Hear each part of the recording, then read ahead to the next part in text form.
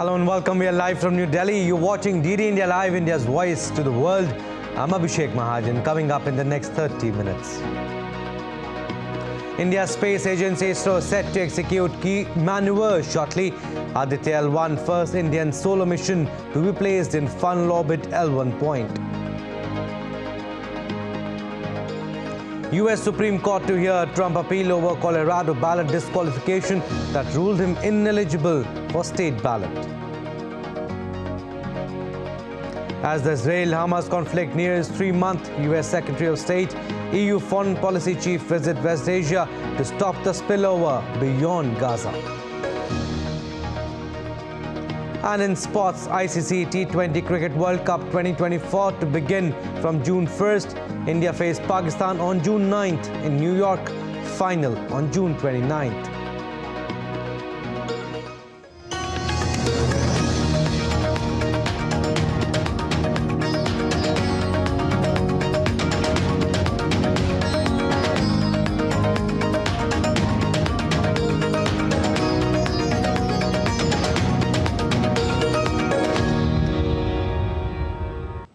India's space agency ISRO is set to execute a key maneuver on Saturday, placing Aditya L1 spacecraft, India's first space-based solar observatory, in its final orbit, located 1.5 million kilometers away from the Earth.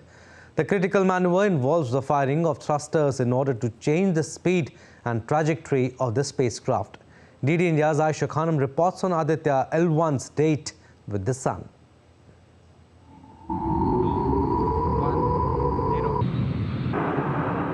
Though the intended L1 point is about 1.5 million kilometers from the Earth, this is just 1% of the total distance between the Earth and the Sun. It is from here Aditya will begin its study of Sun without interruptions. Getting into this orbit is quite challenging, and it is the first time that ISRO is attempting such a maneuver. This maneuver is critical. It involves the firing of thrusters in order to change the speed and trajectory of the spacecraft. If the intended orbit is missed in the first attempt, there would be multiple subsequent corrections and thruster firings required. Since September 18, just 16 days into its journey, Aditya had started collecting scientific data and imaging the Sun. The scientists have so far obtained the first sneak peek into high-energy X-ray of solar flares, full solar disk images, and others. Aditya has 7 scientific payloads, of which the Visible Emission Line Coronagraph, Solar Ultraviolet Imaging Telescope, that is SOOT, Solar Low Energy X-ray Spectrometer, High Energy L1 Orbiting X-ray Spectrometer are designed to directly track the Sun. Already ISRO has provided data from its scientific satellite, whether it is from Chandrayaan 1, 2, 3, Mangalyaan, Astrosat, YouthSat, Meghatropics, such things. I'm sure ISRO is going to publish the data which was collected by Aditya L1 also to the international community as such. So this is for the entire humanity to manage the effects of solar anger, okay, at the global level. These are other on-site measuring instruments like the Aditya Solar Wind Particle Experiment, that is ASPEX, Plasma Analyzer Package for Aditya, that is PAPA, and advanced tri-axial high-resolution digital magnetometers. 4 instruments, including PAPA, and 1 component, the Solar Wind Ion Spectrometer of ASPEX, was switched on during the spacecraft's cruising phase and are reportedly functioning well. Once Aditya is inserted into a halo orbit around L1, the satellite will have full access to solar storms, radiations, and other emissions emerging from the Sun, even before they are directed towards Earth or come under the influence of the Earth's magnetic field. SOOT payload on the top deck of the Aditya L1 will be among the first to get operational once the spacecraft reaches L1. India's ambitious mission Aditya L1 will reach its final destination on January 6th, and this will be yet another milestone and ISRO adding another feather in its cap.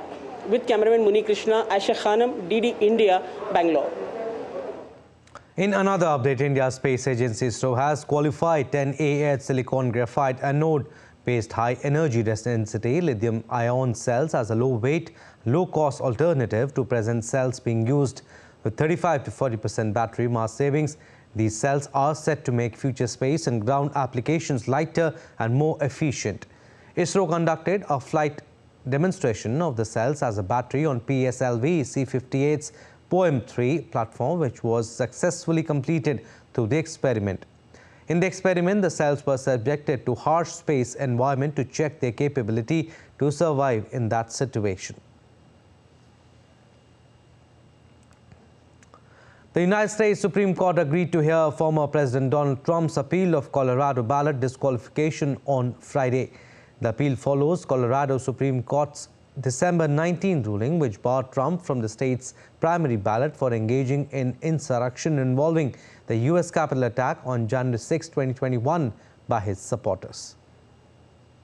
Supreme Court is taking the case from Colorado, and so they'll make a decision. And you know what I do find, and you know, maybe say it, maybe don't, but I say it.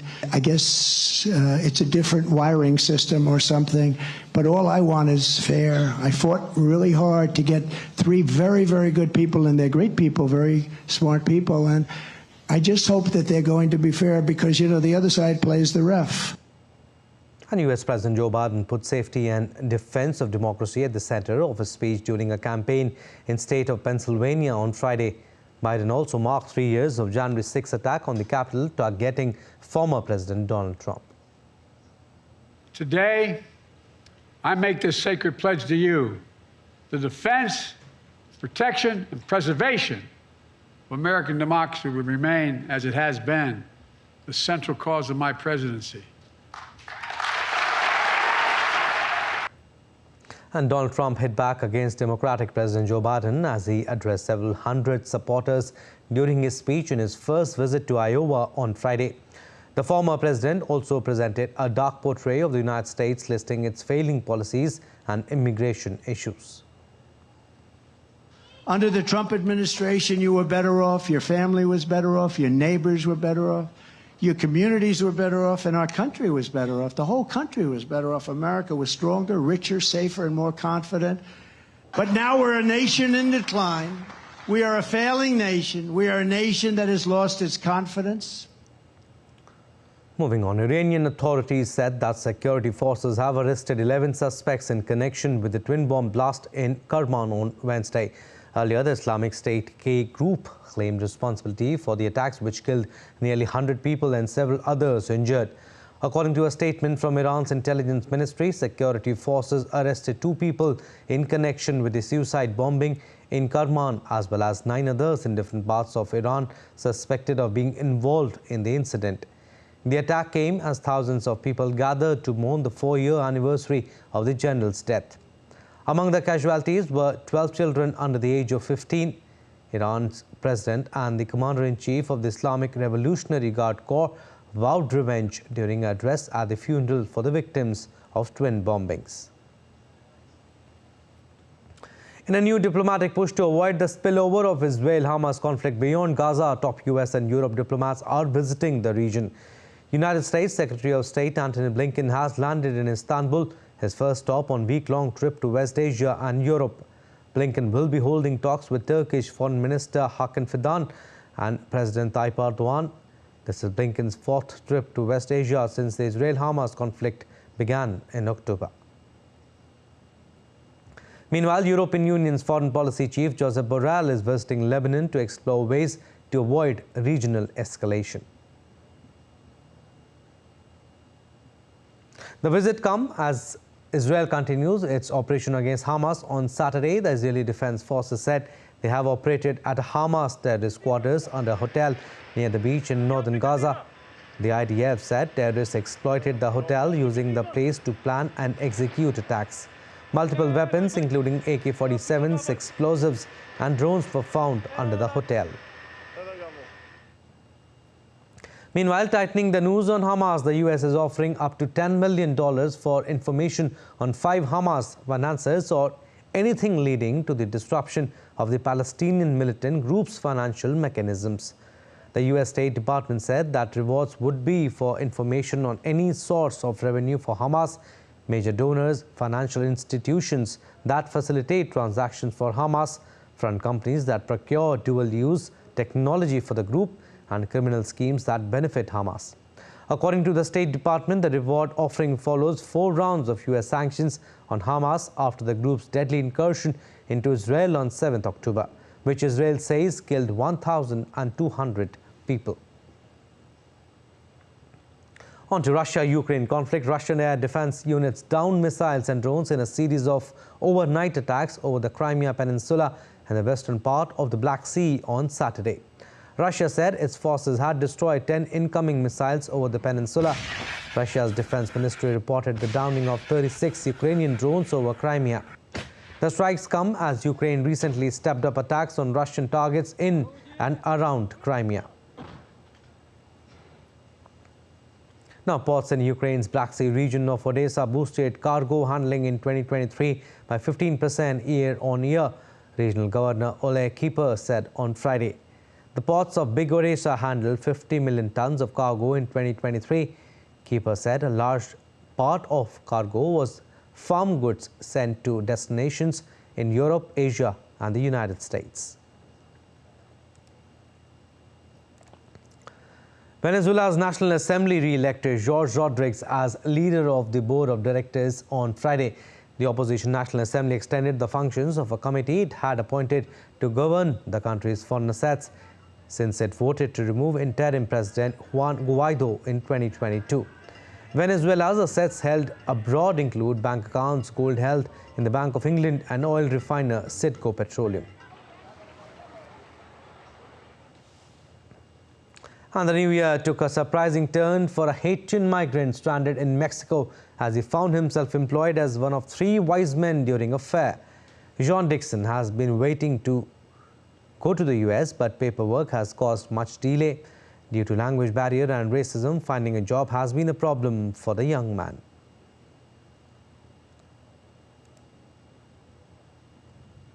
Now in Bolivia, the authorities have announced their largest ever cocaine seizure on Friday, valuing $224 million. According to the Bolivian president, nearly 9 metric tons of cocaine has been seized. The drugs were hidden in wooden flooring materials found in a truck and were likely destined to the Netherlands, where the value would increase to $526 million. According to the officials, the operation also included the arrest of 4 suspected drug traffickers.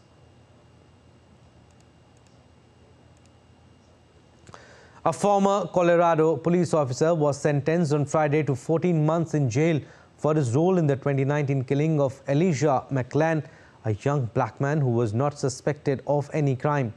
The police roughly restrained him and paramedics injected him with a powerful sedative, leading to his death.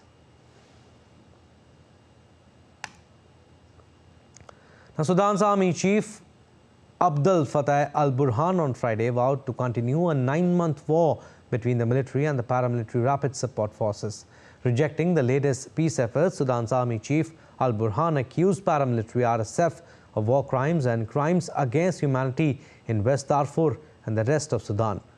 The US has accused both the army and RSF for war crimes, and it says the RSF is also responsible for crimes against humanity and ethnic cleansing. The war that began on April 15 has devastated wide swathes of Sudan and displaced more than 7.5 million people. Now, Senegal's Constitutional Council on Friday rejected jailed opposition leader Ousmane Sonko's application to run for president in elections next month due to missing documents, his lawyer said. The ruling deals a hard blow to Sonko's presidential aspirations, already hampered by a flurry of court cases. The legal saga embroiling the popular opposition politician has fueled several bouts of sometimes deadly unrest over the past 2 years. He was arrested in July for insurrection and struck off the electoral roll, but still submitted his candidacy from prison after a court in the south of Senegal ruled in his favor. Sonko denies any wrongdoing and says all charges against him are politically motivated.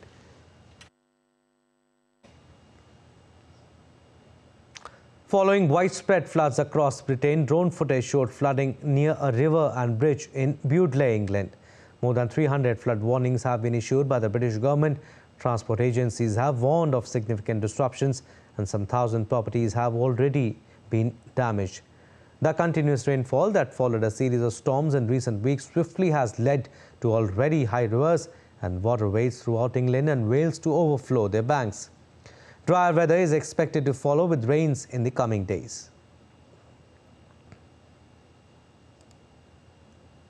Now let's take a look at other stories making news around the world. U.S. Defense Secretary Lloyd Austin has been hospitalized since January 1st for an unspecified medical matter as per the Pentagon report.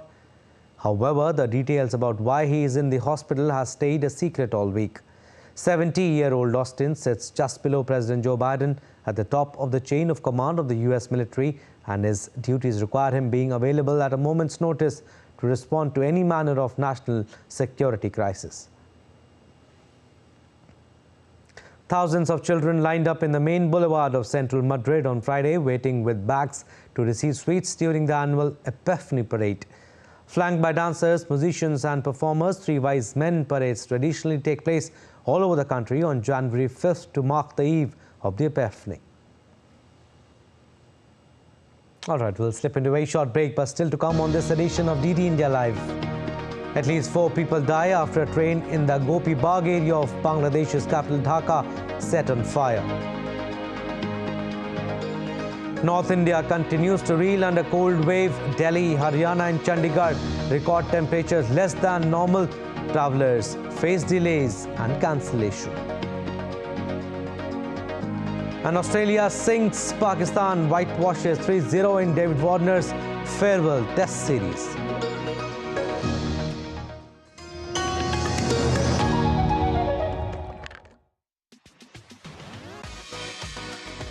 India that invents. India that innovates. India that excites. India that invites. Land of possibilities. Teeming with opportunities. Watch India Ideas each Thursday, 8 p.m. only on DD India.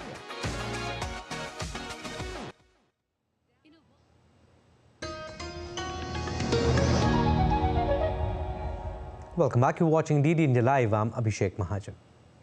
After a deadly 7.6 magnitude earthquake hit the peninsula, the Noto region of Japan's Ishikawa prefecture is suffering severe water and flood and food shortages.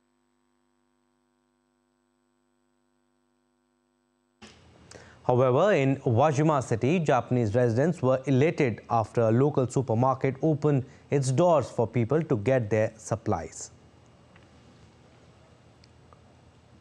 Japanese Prime Minister Fumio Kishida said that the death toll from the massive earthquake has now reached to over 100 people.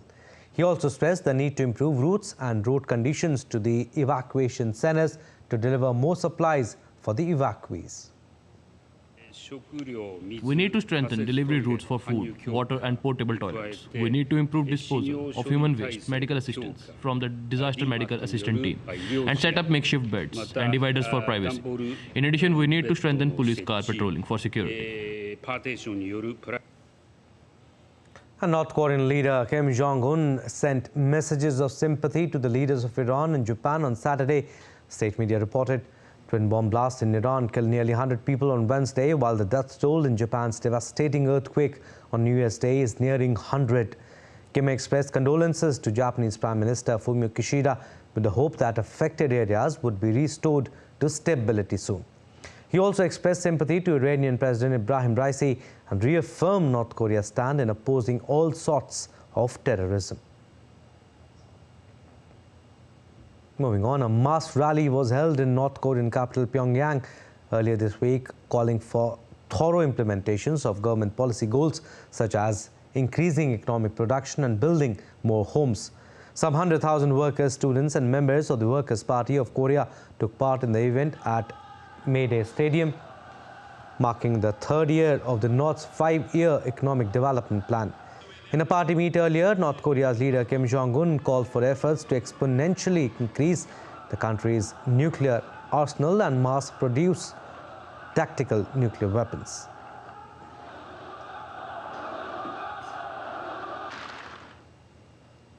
Now, Taiwan has accused China of endangering its international aviation safety as well, waging psychological warfare.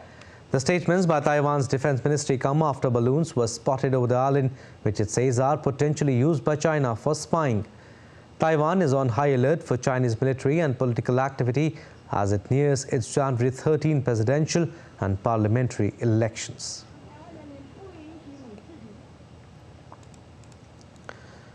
Now in Bangladesh, at least 4 people were killed and several injured as unidentified miscreants set fire to a Benapole Express train in Dhaka on Friday night. 4 compartments of Dhaka-bound Benapole Express train were burnt, said Fire Services Media Cell official. 8 firefighting units doused the flame after about 1.5 hours of frantic efforts. However, multiple incidents of fire and violence were reported throughout Bangladesh as the ahead of general elections scheduled for January 7. Now, Bangladesh is all set for its 12th parliamentary election that is scheduled to take place on Sunday. The fate of 1,970 candidates will be decided by 180 million Bangladeshis on 7 January. The ruling party Awami League will look forward for re-election, making it their 4th term. Meanwhile, the Bangladesh Nationalist Party, a major opposition party, called a countrywide strike from Saturday morning to Monday morning as part of their movement to boycott the national elections, alleging that free and fair election is not possible under the current government. Whereas the Dhaka Metropolitan Police has also banned movement of taxi cabs, pickups, microbuses, trucks, etc. from Saturday midnight to Sunday midnight. Armed forces will also be deployed across Bangladesh till January 10th to ensure peace and order before, during and after the election day. Moving further, United States Trade Representative Catherine Tai will travel to New Delhi, India from January 12 to 14. On January 12th, the Ambassador Tai and India's Minister of Commerce and Industry Piyush Goyal will co-chair the 14th ministerial level meeting of the United States-India Trade Policy Forum. She will also meet business leaders and stakeholders to discuss commitment to foster closer ties between the two countries. The US-India trade relationship continues to grow stronger and benefit both nations throughout the past year as Ambassador Tai and India's Minister Piyush Goyal reached several milestone agreements that deliver crucial market access to both the nations.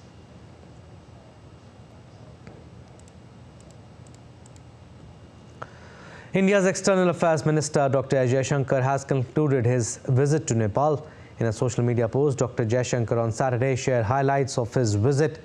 The key highlights of his 2-day visit to Kathmandu include meetings with Nepal's President and Prime Minister, co-chairing the 7th India-Nepal Joint Commission along with his Nepalese counterpart NP South, exchange of agreement for the implementation of high-impact community development projects in Nepal, and another agreement for long-term power trade between India and Nepal.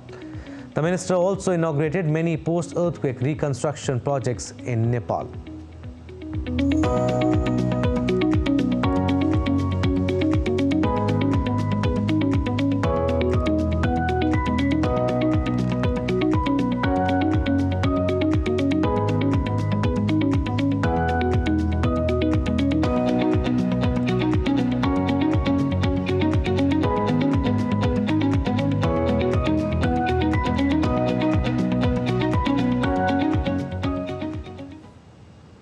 In a swift response, an Indian warship intercepted a hijacked merchant vessel in the Arabian Sea.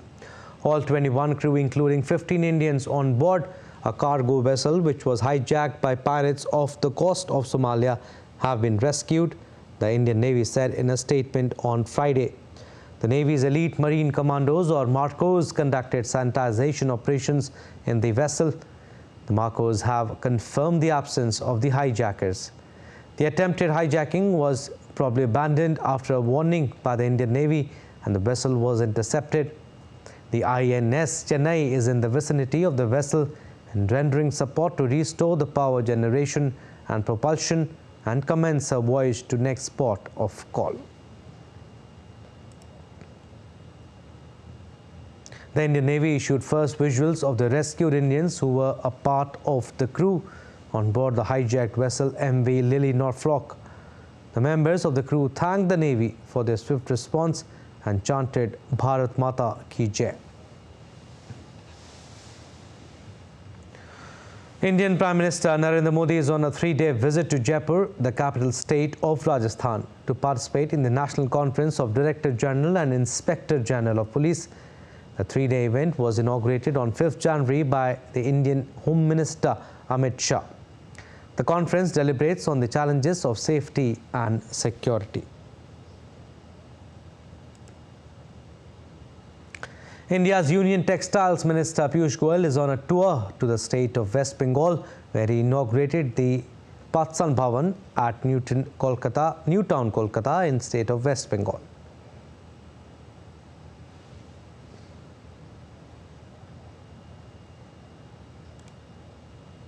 Cold to severe cold day continues. Conditions will continue to prevail at several places in North India. Places like Delhi, Haryana and Chandigarh record temperature less than the normal. The maximum temperature in Delhi was recorded at 14 degrees Celsius, which is 4 degrees less than the normal temperature in the region. The India Met Department has also issued warning of dense fog in various cities of North India.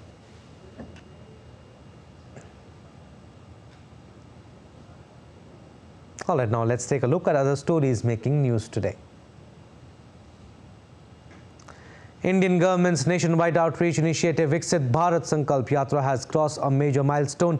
In a short span of just 50 days, over 100 million people have participated in the Yatra. The Yatra aims to attain saturation of flagship schemes of the Indian government by ensuring that the benefits of these schemes reach targeted beneficiaries. Indian security forces carried out the Republic Day parade rehearsals amid dense fog and chilly winters in the Indian capital Delhi. The 75th Republic Day parade of India is slated to take place on January 26th, which will be marked by a visit from French President Emmanuel Macron as the chief guest.